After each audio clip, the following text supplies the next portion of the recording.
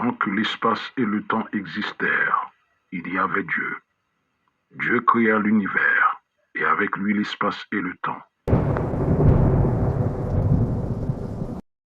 Il y a maintenant deux questions criantes qui exigent une réponse. Où était Dieu avant la création et où se trouve Dieu après la création?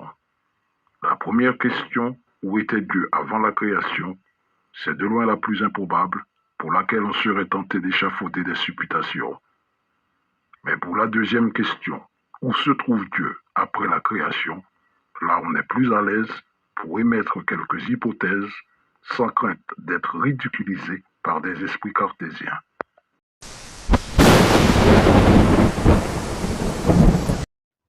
De deux choses l'une, soit il s'est introduit à l'intérieur de la création, c'est-à-dire dans l'espace et le temps. Dès lors, Dieu va occuper une partie de la création, avec toutes les probabilités limitantes que cela inclut. Et la deuxième hypothèse qui rend à Dieu toute sa grandeur, il est la création elle-même. À ce moment, Dieu est tout ou rien. Mais qui est le Dieu de la religion? Il est un père, il a un genre, il est masculin. Il est un roi, il a un royaume qu'il co-dirige avec un grand conseil de 24 vieillards.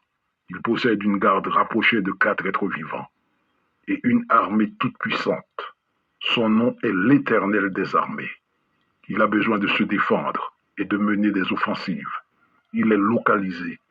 Il n'est pas en suspension, mais établi sur le sol ferme, soumis aux lois de la pesanteur.